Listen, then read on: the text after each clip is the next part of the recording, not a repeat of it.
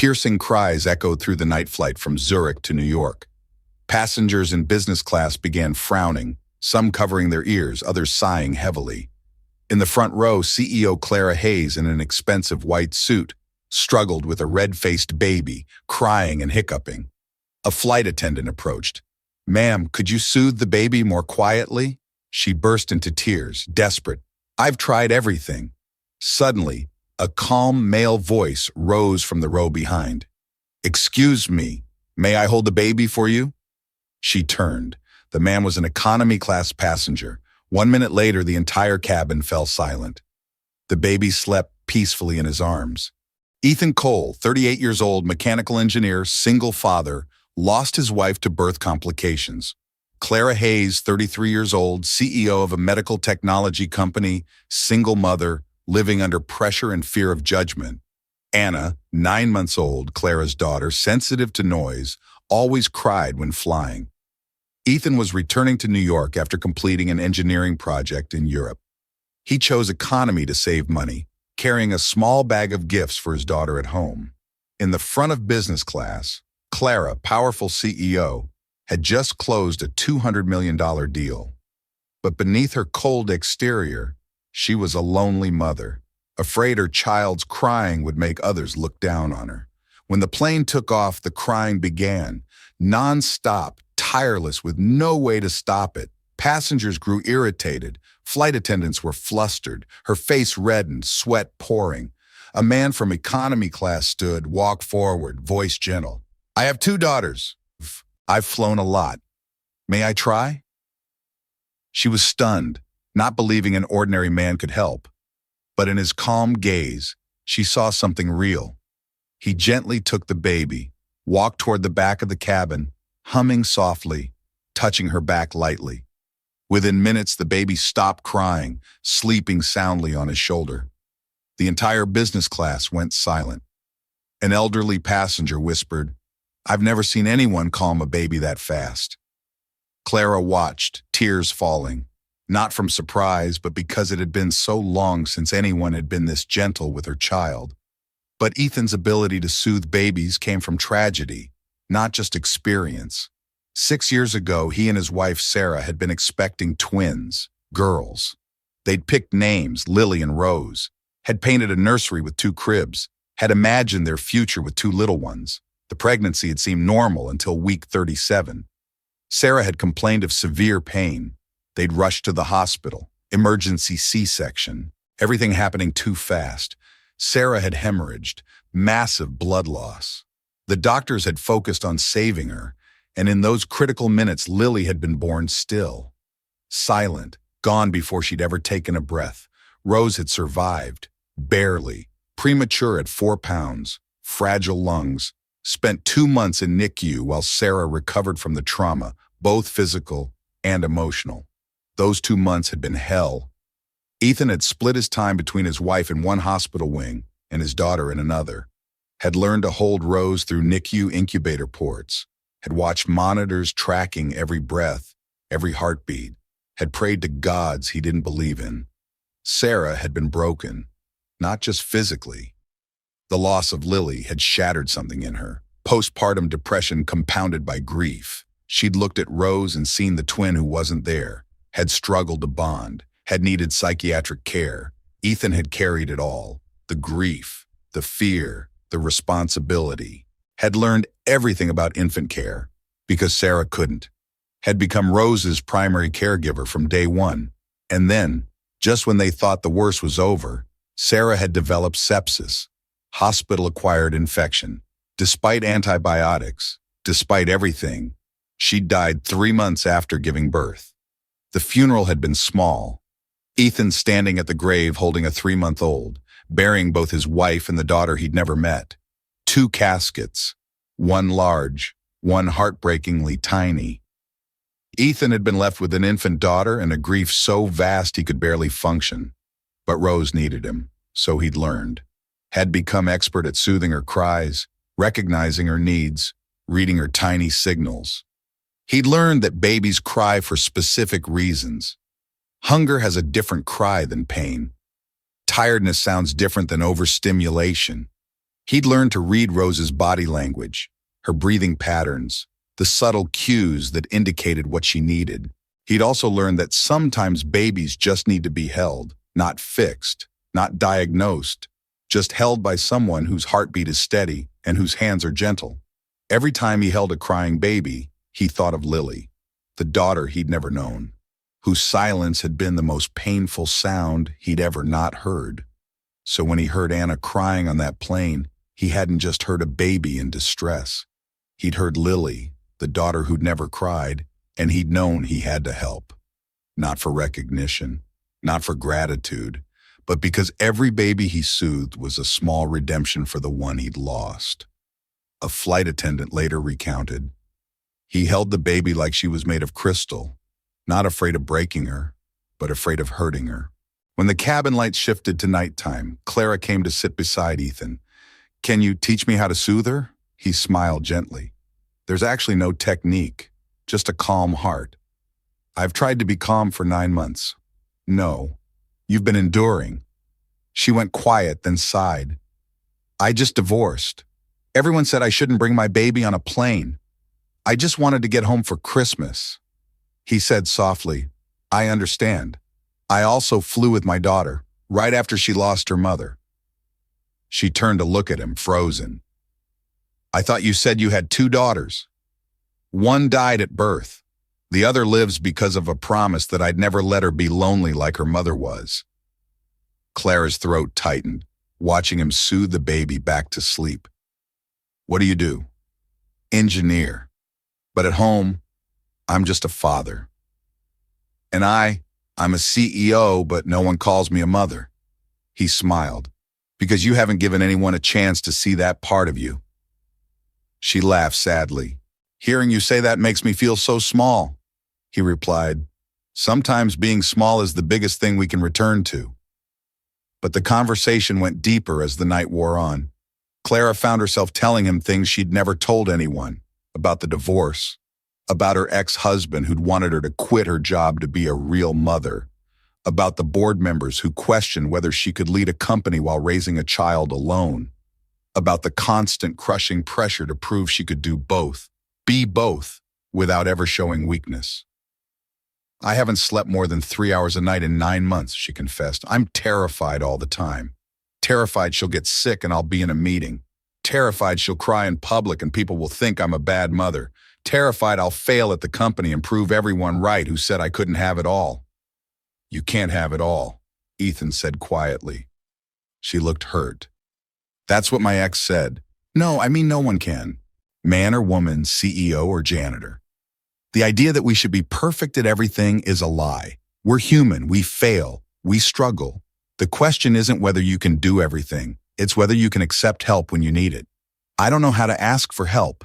In my world, asking for help is showing weakness, and weakness gets you replaced. In my world, asking for help is how you survive, and survival is all that matters when you have a child depending on you." Clara looked at Anna, still sleeping peacefully in Ethan's arms. The baby's face was relaxed, mouth slightly open, one tiny hand curled against his chest. She looked more peaceful than Clara had ever seen her. "How do you make it look so easy? Parenting alone?" Ethan laughed, but it was hollow. "Easy? Clara, I cry in the shower at least once a week. I've fed Rose cereal for dinner because I was too exhausted to cook. I've worn the same shirt 3 days in a row because laundry felt impossible. I've forgotten parent-teacher conferences and showed up to school events on the wrong day. I'm not some parenting superhero. I'm just a guy doing his best and failing regularly." But Rose seems so well-adjusted, so happy. "Because I learned something important. Kids don't need perfect parents. They need present ones. They need someone who shows up even when showing up is hard, who loves them even when everything else is falling apart. Rose has seen me cry, has seen me struggle, has seen me human. And you know what? That's taught her more than perfection ever could." Clara was quiet for a long moment. "How do you do it? Raise a daughter alone? Work? Not fall apart completely?" "Who says I don't fall apart? I fall apart regularly. Usually in the shower where Rose can't hear me. But then I dry my eyes and go read her a story. because she needs me functional more than she needs me perfect. I envy that. Your ability to just be human. You're human too. You're just not letting yourself be. If I let myself be human, I'll lose everything. The company, the respect, the image. And if you don't, you'll lose yourself. And your daughter will grow up with a mother who's there physically, but absent emotionally. Trust me, kids notice. They always notice. Clara looked down at Anna, sleeping in Ethan's arms. She's never this peaceful with me. Because you're tense. Babies feel tension. They absorb it. When you're stressed, she's stressed. It's not your fault. It's just how it works. So what do? You learn to let go of perfection, of control, of the image. You let yourself be messy and human and imperfect, and you trust that the people who matter will stay. And if they don't stay, then they didn't matter. The plane flew through the night. Two strangers sharing truths they'd kept hidden, connected by a sleeping baby and mutual understanding of loss. A passenger later recounted, when they talked, the cabin felt brighter, not because of lights, but because two people dared to remove their masks. In the middle of the night, baby Anna suddenly cried violently, breathing rapidly. Clara panicked. "No, not again, baby!" Ethan startled, recognizing the baby was having respiratory distress, something he'd learned to handle with his own daughter. He said quickly to the flight attendant, "I need an oxygen mask and warm water." They rushed off. Clara trembled, tears falling continuously. "Look at me," he said gently. "She'll be okay, trust me." He rubbed the baby's back gently, opened her airway, then hummed in a low voice. "Sleep, little angel." After a few minutes, the crying subsided, breathing stabilized. Clara collapsed against his shoulder, sobbing. "Who are you?" "A father who lost everything and doesn't want anyone else to go through that." When the plane landed, passengers applauded. A man in the front row said loudly, "Let me have your name to send an official thank you." Ethan smiled. "No need. I just helped a child sleep well." But Clara wouldn't let it go. She asked the chief flight attendant, "What's his full name?" "Ethan Cole." She froze. The name had appeared in files of potential partners she'd been searching for.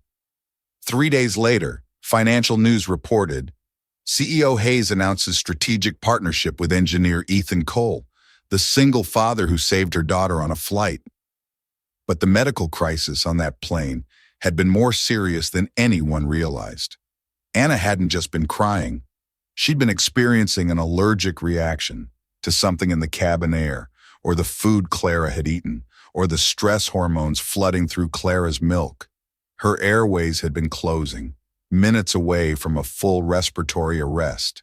Ethan had recognized the signs because Rose had the same allergy. He'd lived through midnight rushes to the ER, had learned to spot the early symptoms, had trained himself to respond automatically. The respiratory distress had come on suddenly, Anna's lips turning slightly blue, her breathing becoming labored, each breath a struggle, the small wheeze that most people wouldn't notice but that Ethan knew meant danger. He'd acted on instinct, positioned her upright to help her breathe, kept her calm so panic didn't constrict her airways further, massaged her back in specific patterns that helped open her lungs, used techniques he'd learned from countless pediatric ER visits with Rose. The flight attendants had brought the oxygen mask, hands shaking, clearly panicked, but Ethan had been steady, had held it near Anna's face, not directly on it, letting her breathe the oxygen-enriched air without feeling trapped or more frightened. "Talk to her," he'd told Clara. "She needs to hear your voice, needs to know you're here." And Clara, terrified but trusting him, had leaned close, had sung a lullaby she barely remembered from her own childhood. Her voice had cracked with tears, but she'd kept singing. The combination had worked. Within minutes, Anna's breathing had eased. The blue tinge had faded from her lips. Her eyes had drooped, exhaustion from the struggle pulling her toward sleep. When he'd opened Anna's airway, when he'd positioned her to breathe, when he'd kept her calm so she didn't panic and make it worse, he'd been operating on pure instinct and hard-won experience. After they landed, after the applause faded, after the flight attendants had thanked him profusely, Ethan had quietly asked Clara, "Has Anna been tested for allergies?" What? No, she's only 9 months old. You should, soon. What happened tonight, it could happen again, and next time you might not have someone who knows what to do nearby. Clara had gone pale. You're saying she could have died? I'm saying she needs a pediatric allergist, and you need to know what triggers her reaction so you can avoid them.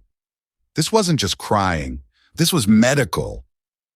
The realization had hit Clara like a physical blow. She'd been so focused on managing work stress and public perception that she'd missed signs her daughter was actually in danger. What kind of mother did that make her? A normal one, Ethan had said, reading her face. You're not a doctor. You're not supposed to diagnose allergies. You're just supposed to love her and do your best.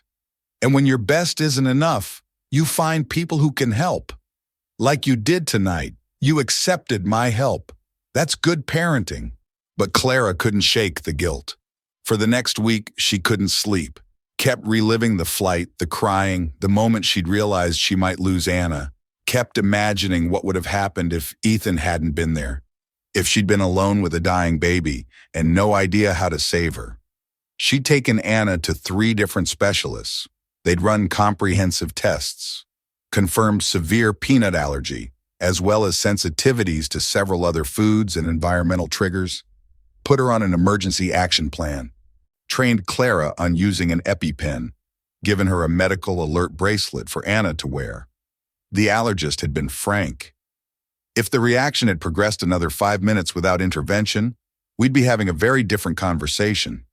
Your daughter is lucky. Someone on that plane knew exactly what to do. Clara had driven straight from that appointment to find Ethan, had shown up at his engineering firm unannounced, Anna in her arms, tears streaming down her face. You didn't just calm her, you saved her life.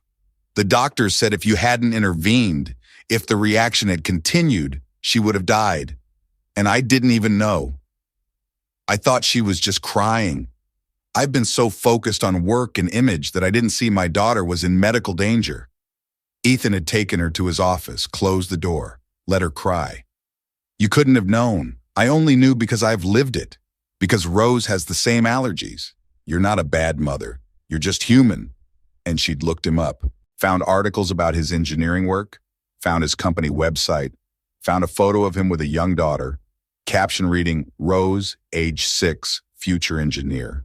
And she'd found an obituary, Sarah Cole, beloved wife and mother, died of sepsis 3 months after childbirth, survived by husband Ethan and daughter Rose. Claire had cried reading it, for this man who'd lost so much, for the wife who'd died so young, for the baby girl who'd grown up without her mother, for the daughter who died before taking a breath. And she'd made a decision. She was going to find a way to thank him, not just with words, but with something meaningful, something that honored what he'd done, not just for Anna, but for all the other babies and parents who might face similar crises. A passenger later recounted, when the plane landed, he didn't accept gifts or business cards. He just said, hug your daughter tight whenever you can. 1 month later, Clara came to Ethan's aircraft repair workshop, bringing Anna. I want you to teach me how to be peaceful like that moment. There's no secret. I just slow down because I have someone worth waiting for. She smiled gently. Maybe I'm learning that way too. She proposed collaborating to develop child-friendly airplane seats, so other mothers won't be afraid to fly. He looked at her. Good idea. But are you sure this isn't just PR? No, it's a thank you. He nodded. After the meeting, Anna reached out calling, Da, da. Clara burst into tears. Her first word. Ethan held the little girl, smiling. Maybe she just said what you wanted to hear. But the collaboration became more than business. Over the following weeks, Clara and Ethan worked together designing innovative airplane seating that accommodated parents with infants, spaces where babies could sleep safely, areas where nursing mothers had privacy, systems that reduced cabin noise and pressure changes that upset young children. The project drew media attention. CEO partners with Single Dad to revolutionize family air travel. But for Clara and Ethan, the headlines missed the point. They weren't doing this for publicity. They were doing it because they'd both lived through the terror of traveling alone with a vulnerable child. because they wanted other parents to have easier journeys, because they believed travel should be accessible to families, not just business travelers and tourists. Rose and Anna became friends. The 6-year-old was gentle with the baby, showing her toys, reading her stories, treating her like the little sister she'd never had. Rose asks about Anna every day, Ethan told Clara one afternoon. Wants to know when we're seeing you next. Anna lights up when I mention we're visiting you, Clara replied. It's like she knows, she remembers. Babies remember kindness. They might not remember faces or names, but they remember how people made them feel. You made her feel safe that night. She'll carry that. You made her feel safe. I was falling apart. You were human. There's no shame in that. The shame is pretending you're not, that you don't need help, that you can do everything alone. That's not strength. That's just pride. Clara had been learning that lesson slowly, learning to ask for help, to accept that she couldn't do everything, to delegate at work, to hire a nanny so she could sleep occasionally, to let herself be vulnerable instead of always projecting perfection. You've changed, her assistant told her one day. You're softer, in a good way. People aren't afraid of you anymore. Is that bad for business? No, it's good for everything. You're more approachable, more human, more likable. Clara had laughed. I think I'm learning to like myself. That's new. 6 months after that flight, Hayes Medical Tech launched the family-friendly aircraft seating system in partnership with Ethan's engineering firm. Airlines worldwide placed orders. The design won awards. Parents wrote grateful letters. But the real success was quieter. It was Clara learning to be present with Anna instead of always working. It was Ethan finding companionship that didn't feel like replacing Sarah, but like honoring her values. It was 2 children who'd lost parents finding surrogate family in each other. One evening, after a long day of prototype testing, Clara and Ethan sat in his workshop while their daughters played nearby. Thank you, Clara said. For what? For saving my daughter, for teaching me to be human, for not judging me for being a mess. Thank you for letting me help, for trusting a stranger, for giving me purpose beyond just surviving. This project, working with you, it's helped me heal.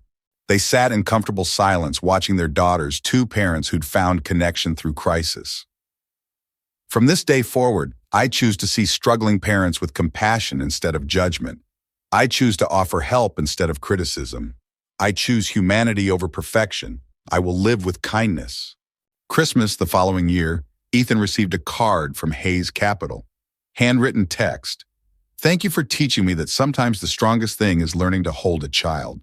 He smiled, drove to her house. The door opened. Warm yellow lights, soft Christmas music. Clara held baby Anna, now 2 years old, with a warm smile. We saved a seat for you.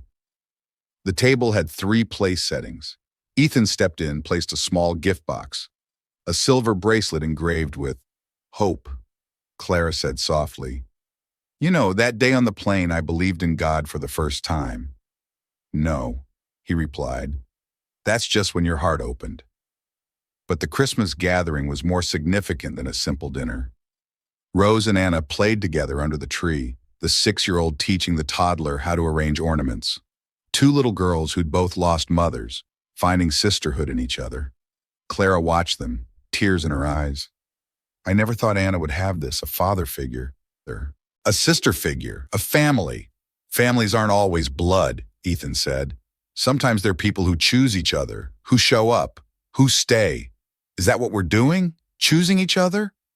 I think we already did, on that plane, when you trusted me with your daughter. When I let myself care about someone other than Rose for the first time since Sarah died. We chose each other then. We're just living into that choice now. Clara took his hand. I'm glad we were on that flight together. Me too, though I wish the circumstances had been less stressful. If they hadn't been stressful, we wouldn't have talked. I wouldn't have let my guard down. You wouldn't have seen me at my worst, and we wouldn't be here. So you're saying Anna's crying was fate? I'm saying sometimes the worst moments lead to the best outcomes. If she hadn't cried, if you hadn't helped, if we hadn't connected, my life would be so much lonelier. So yes, fate, or providence, or just grace. As evening turned to night, as the children fell asleep curled together on the couch, as Christmas lights twinkled and carols played softly, Clara and Ethan sat together, not as CEO and engineer, but as two parents who'd found unexpected connection. "What happens now?" Clara asked. "We keep showing up, keep being there for our girls, keep building whatever this is between us. No rush, no pressure, just presence." "I'd like that. Me too." They sat in peaceful silence, two people who'd met in crisis, connected through trauma, and found healing in each other's company. Outside, snow began falling, soft, gentle, covering the city in white. Inside, two families merged into something new, not replacing what had been lost, but building something meaningful from the pieces that remained. Rose stirred, mumbled in her sleep. "Daddy, is this our family now?" Ethan smiled, brushed hair from her forehead. "Yes, sweetheart, this is family." Anna curled closer to Rose, thumb in her mouth, completely at peace. And Clara, watching them, understood finally what Ethan had tried to teach her that night on the plane, that strength isn't never falling apart. It's falling apart and letting people help you back together. That vulnerability isn't weakness. It's the only path to real connection. That sometimes the best gift you can give your child isn't perfection. It's permission to be human. And the wisdom to accept help from strangers who become family. If you believe stories of healing like this deserve to be told, leave a comment and subscribe. We tell stories that should never be forgotten.